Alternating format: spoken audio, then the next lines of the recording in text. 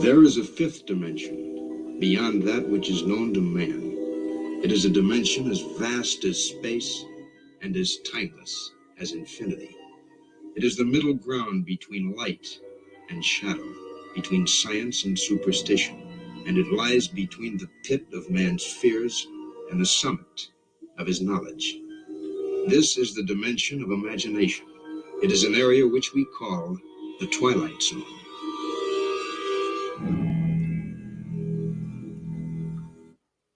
Yo, what's happening, everybody? What's going on? There's been a conversation. There's been a conversation brewing up for a while.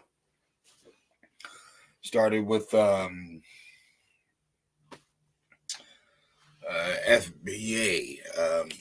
Tariq Nasheed. He was talking about how hip-hop is American black only. You know, it's not African, it's not Caribbean, it ain't white, etc., etc. Everybody, you know, clung on to it. Yeah, you're right, it is ours. You know, spell casting works good because what it can do sometimes is it can make you claim something that you shouldn't claim, even though you can claim it, but in a certain way. See, it's a door, right? Now, there's two ways of dealing with this door. You can open it the right way, or you can open it the wrong way, because it's not like just because you can open it closed doesn't mean you can't break it, right? So you want to go at this door properly. Okay. Blacks are claiming to have invented hip-hop. So darkness is claiming to have invented what? Because I'm not going to let you claim hip-hop is bad. That's not what it is. There's two ways of going at something.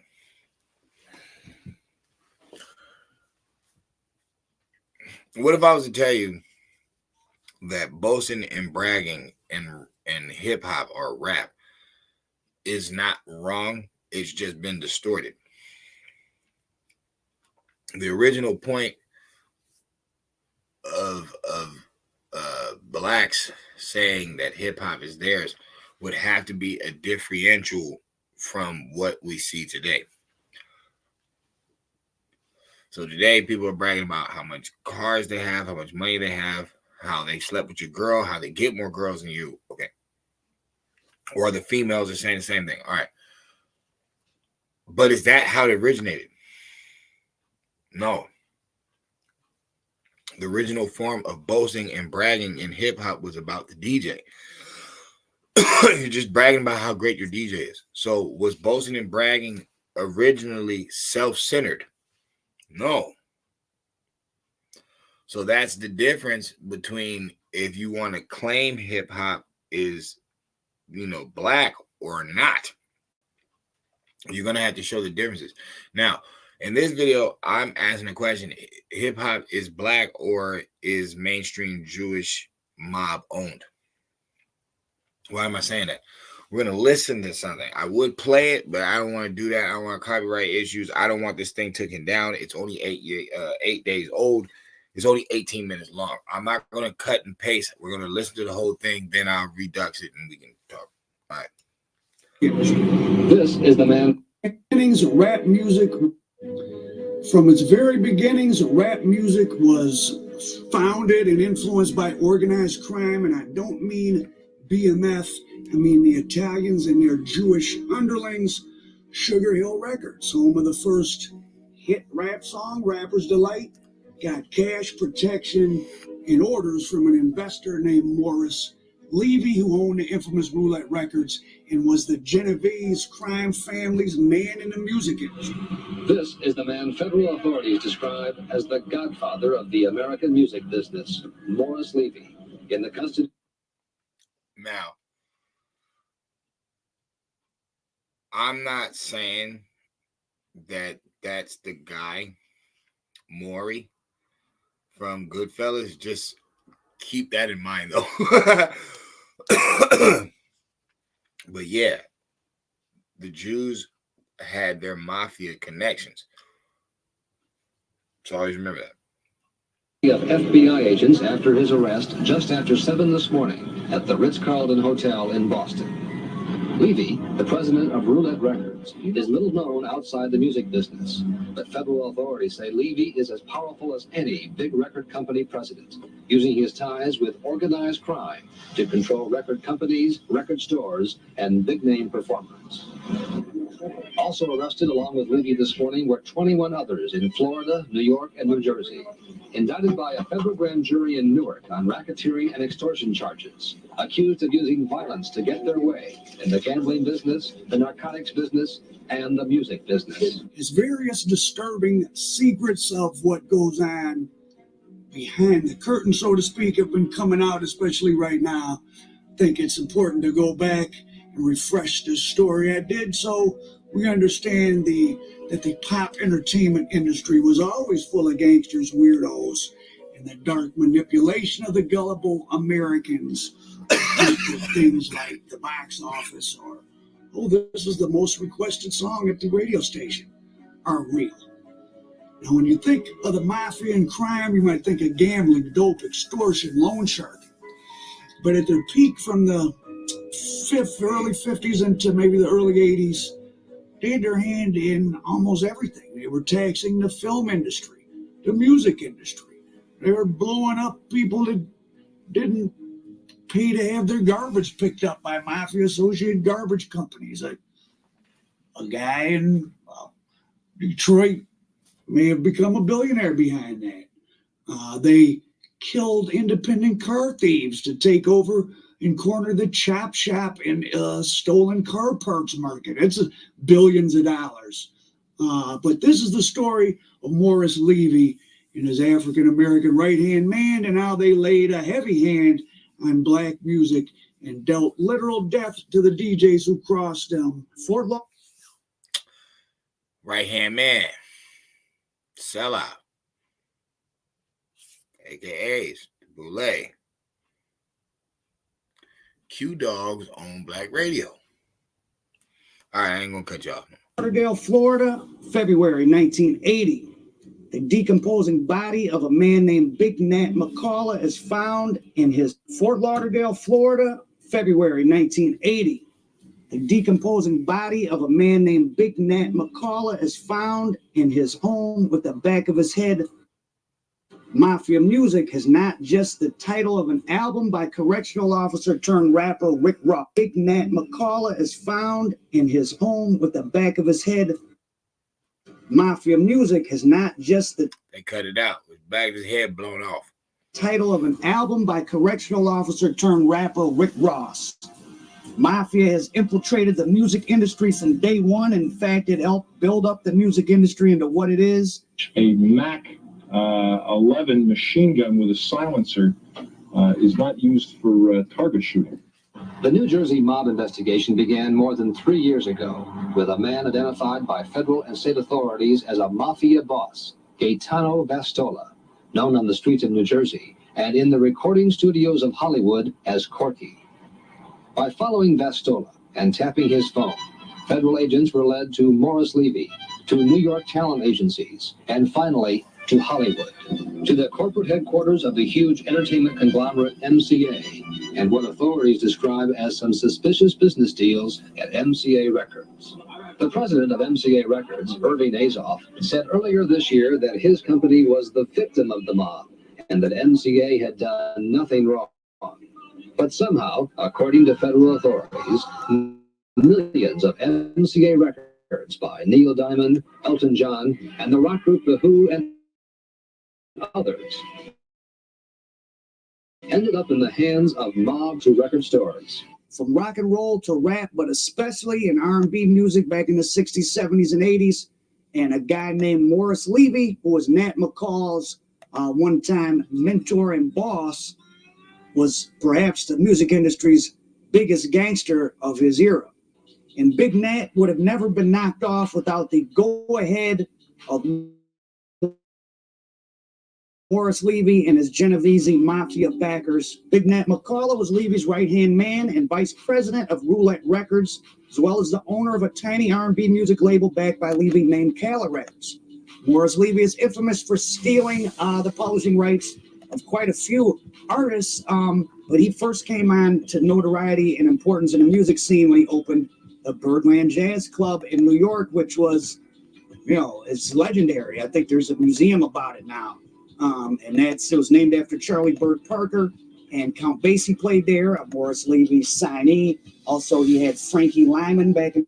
Hold up. I'm gonna show you this, but I'm gonna be playing it off. I'm gonna be playing it off my my phone. That way I don't fucking get any problems. There go the Frankie Lyman situation. Okay, I'm gonna stop it right there. Hold on. Get right. Just like that. All right, Bob.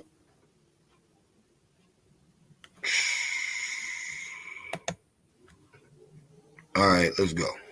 The 50s, Why Do Fools Fall in Love? And Levy and his Roulette Records' biggest cash cow was a fresh-faced white kid from Pittsburgh named Tommy James. Tommy James had the number one hits, Money, Money, and I Think We're Alone Now. And when he showed up as a teenager in New York, when his first record started getting a lot of play in Pittsburgh, where he's from, all the major record labels had an offer on the table for him. And then the very next morning, all those offers had gone away because Morris Levy had called around and made all the big labels an offer they couldn't refuse. He wanted Tommy James for his smaller independent label, and he got him. And over the course of Tommy James' time with Morris Levy, which stretched from about, 68 to 76, he stole about 30 to 40 million in Tommy James's publishing royalties. And think about this: infamous gangster, black heroin kingpin Frank Matthews, Mr. Big, the one who got away with it. Well, $30 million that Tommy James had stolen from him back then is worth about $100 million now. Well, that's about the same amount that, or maybe more, than Frank Matthews stacked and fled with. And he was the biggest drug dealer in the country for a couple of years. So that's how profitable a corrupt, mafia-backed record label was back then, and perhaps is not. Morris Levy's Roulette Records and their golden goose, Tommy James, were so important to the Genovese crime family and so known about to the other crime families that in 1971, when Joey Gallo tried to break away from Colombo family. Let me explain something real quick. That's the thing. All these little rinky-dink companies, all these little, bad boy records, Cash Money, No Limit, people can say what they want, but it's like, did they fall due to black people not knowing any business, or were they always my boss ran? And like they say in Goodfellas, what do you do when you can't borrow another dollar from the bank? You light a match, you blow the joint. And it's like, I don't know. This shit goes all the way back to the 50s. I mean, let's keep going. In the Genovese backed Joey Gallo, there was a shooting war that broke out, and they relocated Tommy James down to Nashville out of New York for fear he'd be targeted by the Colombo Profaci family to take out a big source of cash for the Genovese. Today, there are more than 500 stations programming 15 minutes to 24 hours a day to the black community. More than 100 of these stations devote their entire broadcast day to a black format. What did Steve Harvey say? The Q Dogs pretty much run black radio. All right. The small hats are all in the college system too. The Skull and Bones, they never said there was no Jews from there. Almost all are owned by whites.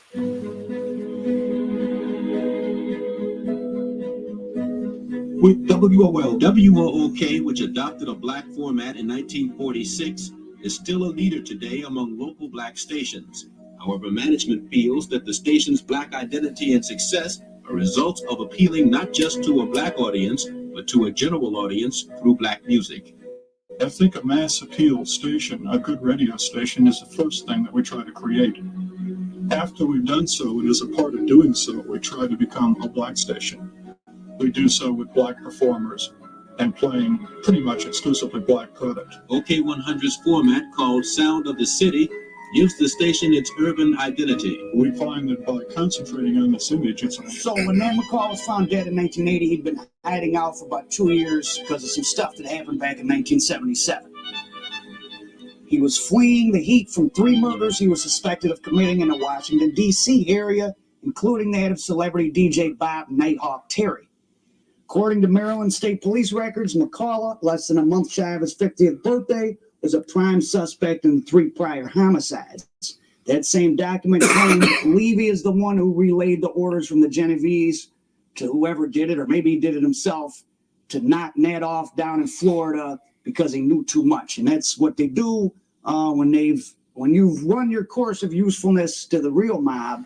You're not one of them, or sometimes even if you are one of them, boom, they tie up your loose ends. Now, Levy's corrupt tentacles in the DJ radio world stretch all the way back to him managing a guy named Alan Freed. You might not know the name Alan Freed, but you know the word payola probably. And Alan Freed was the first DJ to have the felony payola law applied to him, or I think it was made up for him. The practice that Levy probably was the guy who started, or one of them, of paying DJs to play records so you could make a record be popular nationally, which violated FCC rules. And remember, we as the American public own the airwaves and great. See, that's that sexy red stuff. That's that all this garbage music, all this bubblegum music. I mean, Prince was referring to something. What did he know? What was he talking about? You're a slave to the company. Okay, he's talking about Warner Brothers, but who's running it? You know what I'm saying? Why were they running it a certain way? It was the mob's hand involved in the game. You know what I'm saying? You gotta always remember Meyer Lansky and shit like that. The Jews and the mob ran with each other. The stations and TV stations are granted certain immunities from antitrust laws, so they can't just do what they want to do. And paying a DJ to play a record outside of the rules of the programming director is a felony. And that Morris Levy's guy, Alan Freed, was the first one to get hit with that. So it's 1977, and Levy and Nat McCullough want to do a concert, and they're calling it the Black Woodstock. He even said that they started making music specifically to appeal to, you know, a wider audience. So they knew they had already had blacks locked because black people created it. Then they figured, how could they take advantage and make more money off more people and have more zombies involved? You know what I'm saying? Because the more the merrier. You know, more bread, they're not going to argue that. So they came up with the Black Woodstock. Going to be on Independence Day in the eastern shores of Maryland. Have all the big black acts, soul acts, etc. It's going to be outdoors. Well, Nighthawk Terry gets with 2 black gangsters from the East Coast, guys named Howard McNair and Teddy Brown. Now, backtrack a little bit, just so you have a clear understanding of Morris Levy. This is a guy who bragged about killing the man who killed his brother back in 1958 and getting away with it, personally killing him. And just in 1975, Levy and McCullough were out on the town one night with some women, and a guy made what Levy thought was an inappropriate comment to the girl he was with, and they attacked the guy. McCullough held him down. Levy pummeled him in the face. The guy lost his eye. He was an off-duty NYPD cop. So, thank you, Pat, and good morning. At least 5 federal grand juries are investigating allegations of mafia involvement in the music business. And Tuesday, a grand jury in Newark, New Jersey, returned a 117-count indictment against 21 people, including Morris Levy, a powerful figure in the music business who owns record companies and record stores. Mr. Levy joins us this morning from Boston, where just 24 hours ago, he was arrested by the FBI. Good morning, Mr. Levy. Good morning, Mr. Ross. Federal authorities were describing you yesterday as the godfather of the American music business, the connection between the mob and the music business. What do you say to that? There is no connection between the mob and the music business. At all? I don't believe so. You were indicted yesterday on 3 of the 117 counts. And the indictment says essentially that you and a New Jersey mafia figure, Corky Vastola, arranged to have somebody beat up because they owed more than $1 million to the big record company MCA. What about these charges? They're not true. They wouldn't have been filed yesterday if I had joined the witness protection program. Levy was a rough and tumble guy. He had grown up in Harlem, and he probably, had put in some work, as they say. So back to the concert. I want to do this concert in the Eastern Shores of Maryland. Nighthawk Terry is the biggest black radio personality in the region at the time, so he's kind of in charge of marketing. He's going to flood the airwaves. But the airwaves isn't all he flooded. Him and Brown and McNair printed up a bunch of counterfeit tickets and started selling them. And it depressed sales of the concert tickets. And even though like 150,000 people came, Levy and the Genovese felt that, they had lost over $1 million in potential profits. 2 days after the concert, Brown and McNair are found shot in the head near the concert campgrounds. And McCullough was probably the guy, because he was the liaison to the black community, who did that or had it done. And then in 1978, Nighthawk Terry himself drove away from the radio station one night in his blue Oldsmobile Toronado, never to be seen again. And informants told the FBI he had been killed, dismembered, and spread across North Carolina farmland. And in fact, his car was, his blue Oldsmobile was found torched in North Carolina about a year after he disappeared. So the Nighthawk and Brown and McNair had counterfeited like 100,000 tickets and cost Levy and the Genovese a lot of money. They paid for it with their lives. And Nat McCullough was suspected to be the point man, if not the trigger man, on all 3 of those killings. And now we get, like so many out-profit stories from the 70s, now we get to the heron. You may have heard of Kevin Gray, reputed to be the leader of Washington, D.C.'s most murderous hit squad during the decade when the nation's capital reigned as the murder capital of the world. Gray was indicted for 31 murders. Well, his uncle was a guy named Linwood Gray. And back in the late 70s, Linwood Gray was the other co-promoter, along with Levy, of the Eastern Shores Black Woodstock. And Linwood Gray was suspected of being the biggest heroin dealer in D.C. in the late 70s. He got indicted for that, and he actually beat those charges, but he got convicted of tax evasion. And while he was in prison for tax evasion, his lawyer from the case the drug case he beat, accused him of extorting him from prison, and he got 25 years for that. But then some of that got rolled back, and I'm not sure when Linwood Gray got out, or if he got out, or when he died, or if he died. Be interesting to know, because he was an interesting character. He made the papers in his early 20s for some bank robberies, and then he was found criminally insane, so they put him in a mental facility for 6 years. And street legend is that he used the money from the bank robberies to set himself up in the heroin business, which was pretty sophisticated for a crazy guy. They were getting it in Amsterdam, heroin, packaging it into Marlboro cigarette packs, smuggling it back into the U.S. and then onto the streets of D.C. But when his narcotics trial came up in 79 or something, Linwood Gray did a Keefe deed. He blamed it on a dead man. He, in fact, said that Nighthawk Terry, the DJ, who had been mixed up with with McNair and Brown, who were known drug traffickers, he said Nighthawk was the real kingpin and that he was just along for the ride. And he was found not guilty of a lot of those narcotics charges. Wow. By blaming it on Nighthawk Terry, who was gone and presumed dead at that point. Now, back to Nat McCullough and Morris Levy. Considered the #1 suspect in the 2 homicides in the woods near the concert campgrounds and Nighthawk Terry's disappearance, Nat left New York and went into hiding in Florida. He was discovered dead in a rented Fort Lauderdale residence, sitting on a lounge chair in front of his TV, back door open, keys on the ledge, TV on, heater on, back of his head blown out. So whoever it was let themselves in, probably shot him in the back of the head, or was let in, shot him in the back of the head, left. He never knew it was coming. No one's ever been charged for the murders of Nighthawk and the other 2 guys associated with the concert, nor of Nat McCullough.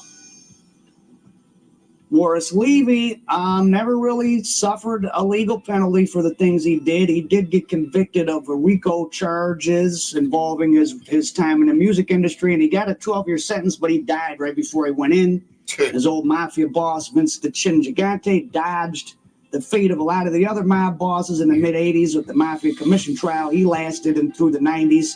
He was the one who would dress in the bathrobe and walk around Mulberry Street and pretend to be crazy. He ended up dying in prison in 2005, but oh shit! Hey,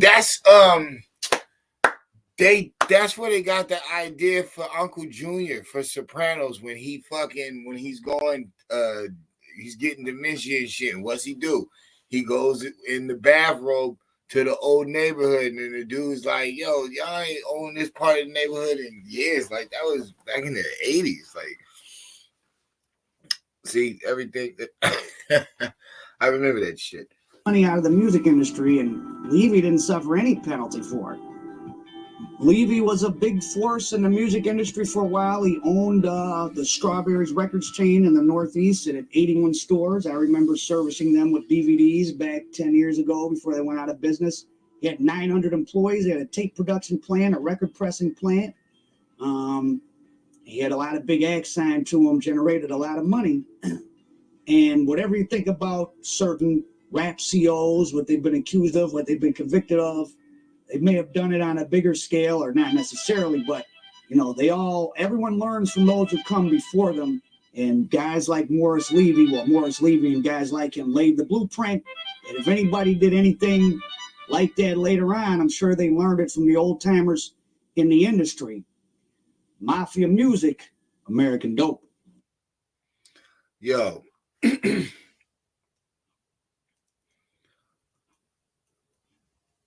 If that's before rap even starts, you know what I'm saying?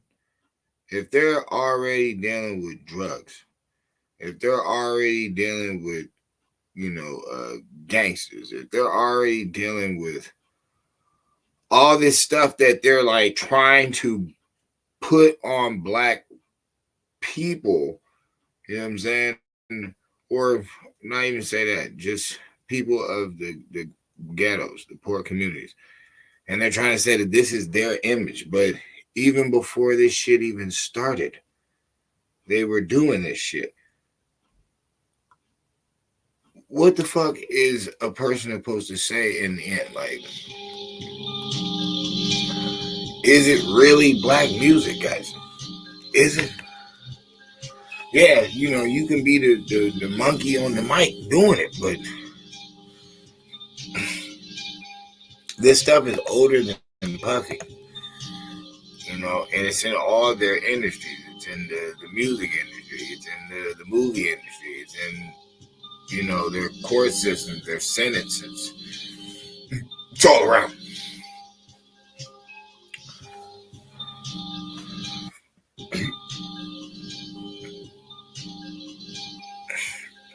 I think the Puff Daddy situation is going to open up a bigger can of worms. I really do. And I think people are going to have to, admit that it's always been deeper than Puff Daddy. Puff Daddy's just one story, to so many leads to other things. But is it really like black influence, or is this like some mafia shit that's capitalizing on people making money, but at the same time, it's demonizing people too, because they never said, the mob was some class A people, said they were criminals. Okay, I'm pretty sure they're into criminal things, and if they're doing criminal things, I'm pretty sure they like criminal stuff, so, they probably want to see more criminal stuff. Okay, the record influence from the mob is before blaxploitation. We're talking about the 50s. So once the Jewish dudes in the Hollywood, start making soundtracks, okay, they're fucking mafia buddies. I'm pretty sure they seen the cash cow on that investment as well.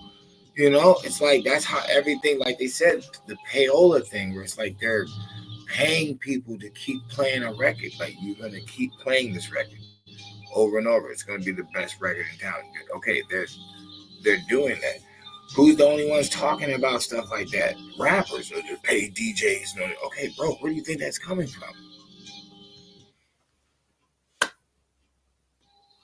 So when you think about Levy's, when you think about the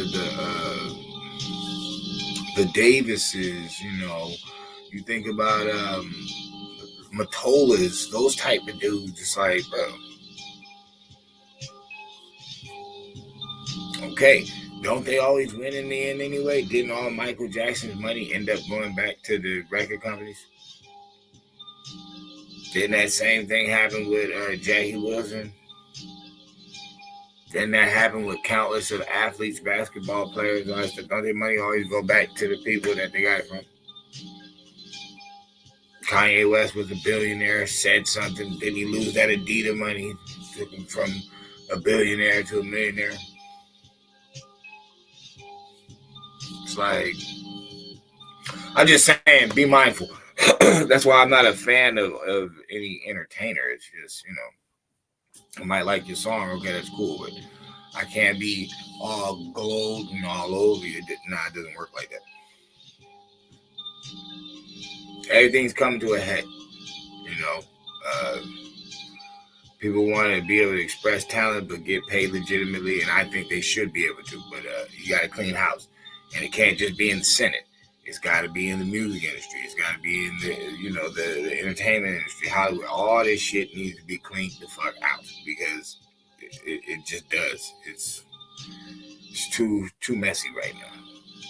Time's too serious.